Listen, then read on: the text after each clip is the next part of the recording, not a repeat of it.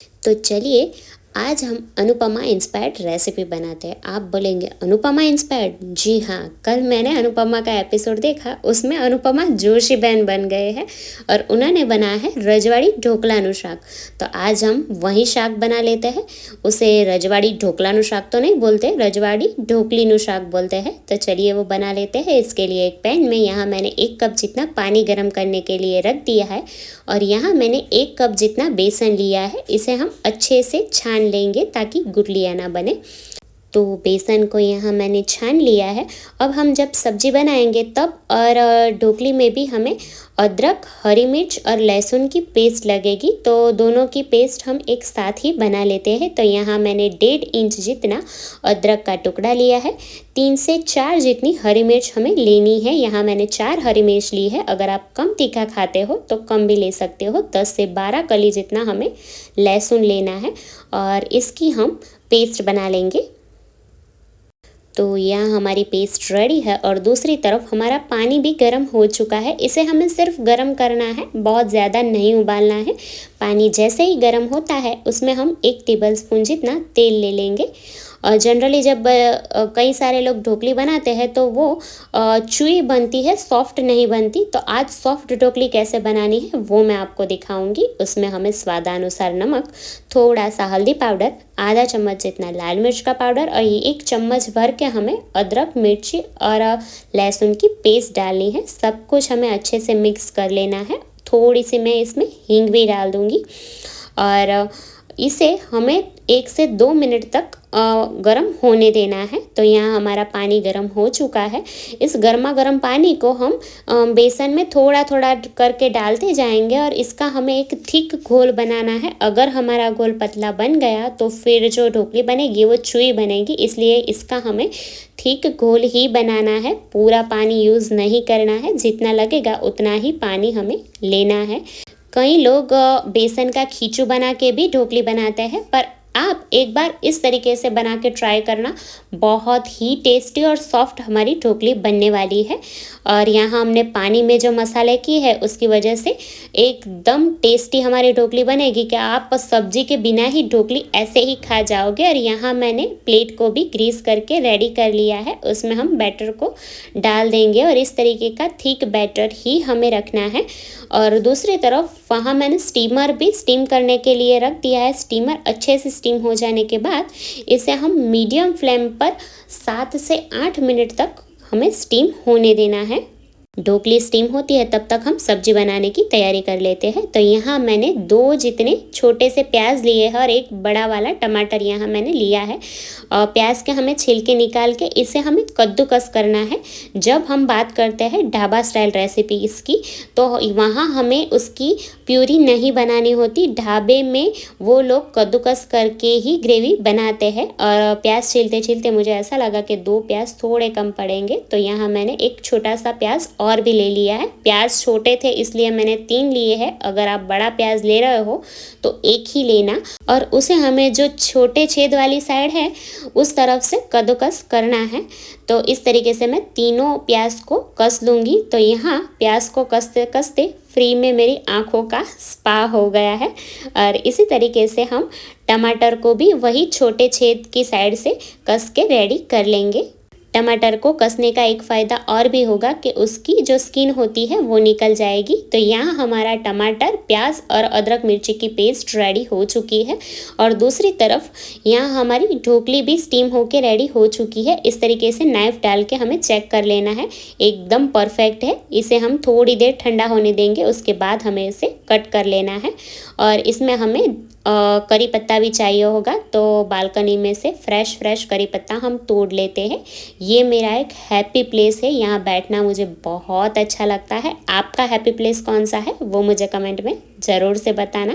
और अब हम एक पैन में 2.5 टेबलस्पून जितना तेल ले लेंगे। जहाँ ढाबों में और काठियावाड़ के जो गांव होते हैं वहाँ जब ये रेसिपी बनती है तो वो लोग और ज़्यादा तेल यूज़ करते हैं। 5 से 6 टेबलस्पून जितना वो तेल लेते हैं। यहाँ हम कम तेल में बनाएंगे। उसमें हमें आधा चम्मच जितना राई, 2 जितनी सूखी वाली लाल मिर्च, राई चटकने के बाद थोड़ी सी हींग, 1/4 चम्मच जितना हमें इसमें अजवाइन लेना है। बेसन की रेसिपी है तो अजवाइन डालने से वो डाइजेस्ट में आसानी रहेगी।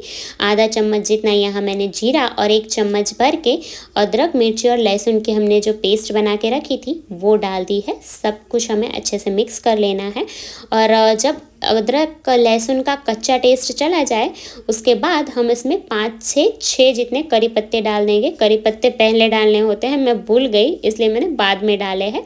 और अब हम इसमें जो हमने प्याज कस के रेडी किया था वो डाल देंगे। प्याज को हमें अच्छे से तेल छूटने तक पकने देना है। यहाँ 3 मिनट जितना हुआ है और देखिए साइड से तेल छूटना स्टार्ट हो गया है। अब हम इसमें टमाटर मिला लेंगे और इसे भी हमें उसका कच्चा टेस्ट चला जाए और साइड से तेल निकलना स्टार्ट हो जाए उतनी देर तक पकाना है। हम घर में जल्दबाजी करते हैं, तेल नहीं प्रॉपर छूटने देते और फिर जब हम सब्जी सर्व करते हैं तो साइड्स में से पानी छूटता है, वो ना हो इसलिए हमें प्रॉपर सब्जियों को तेल छूटने तक पकाना ही है। और इसमें मैंने नमक भी मिला लिया है ताकि फटाफट से हमारा टमाटर कुक हो जाए। तो वो जब तक कुक होता है तब तक हमें एक मिक्सचर रेडी करना है। तो यहाँ मैंने 1.5 कप जितनी एकदम खट्टी वाली छाछ ली है। जितनी खट्टी छाछ होगी ना उतनी ये सब्जी टेस्टी लगेगी। और उसमें हमें 1 चम्मच जितना यहाँ मैंने बेसन लिया है, बेसन को मैंने छान के ही लिया है, वो डाल देंगे और एक विस्कर की मदद से उसे हम अच्छे से मिक्स कर लेंगे। कई लोग खट्टे दही में से भी ढोकली बनाते हैं, पर जहाँ काठियावाड़ में गांव में ये रेसिपी बनती है ना वहाँ ऑथेंटिकली वो लोग खट्टी छाछ का ही यूज़ करते हैं।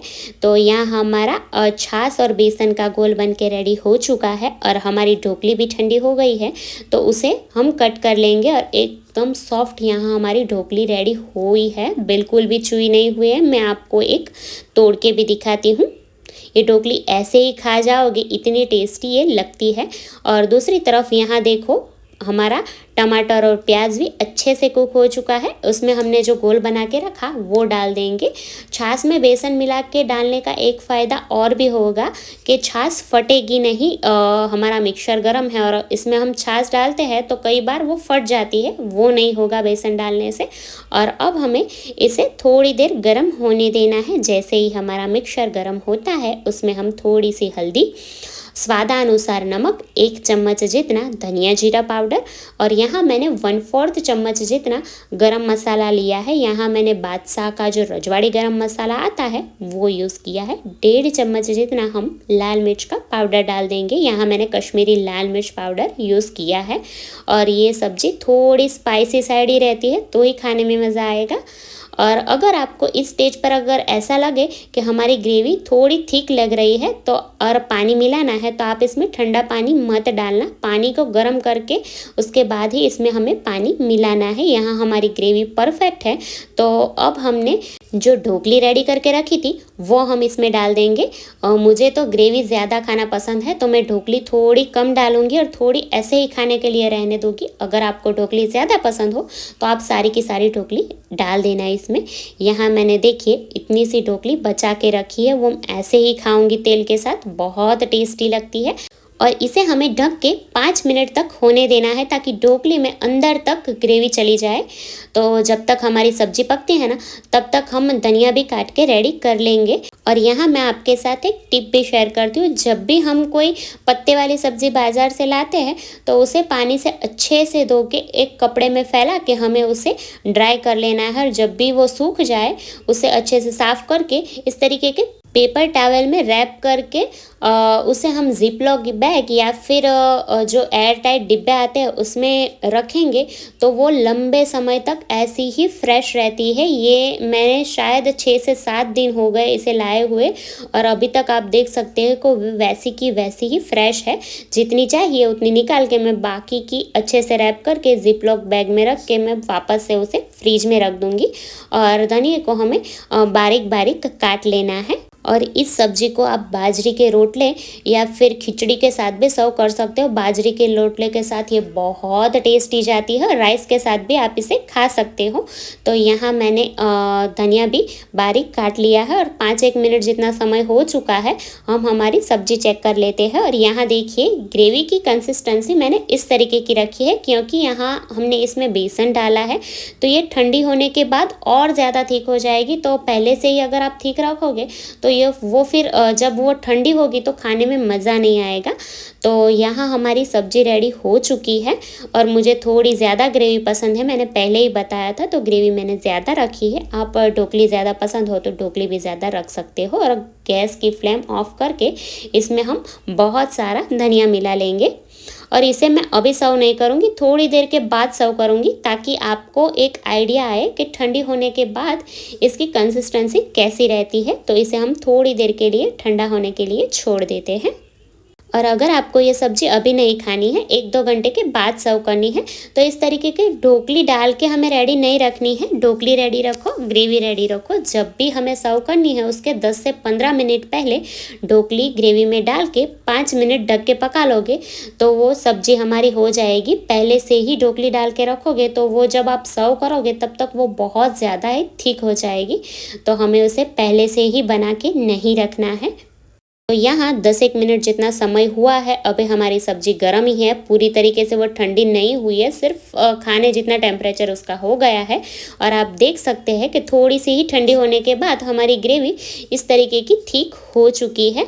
तो बस ऐसे ही हमारी सब्जी का जो टेक्सचर होता है वो रहता है, थिक खट्टी ग्रेवी रहती है और उसमें एकदम सॉफ्ट ढोकली रहती है। तो चलिए अब फटाफट से इस रजवाड़ी ढोकली के शाक को हम सर्व कर लेते हैं। अनुपमा स्टाइल रेसिपी बनाई है ना, तो वीडियो का एंड भी हम चलिए उसी की स्टाइल में करते हैं। तो कैसी लगी आपको आज की ये रेसिपी मुझे कमेंट में लिख के ज़रूर से बताना। और अगर आपने अभी तक मेरी चैनल को सब्सक्राइब नहीं किया है तो कोई बात नहीं, जब आपका मन फूड गुरुकुल की वाइब से मैच कर जाए तब कर लेना। जय श्री कृष्ण।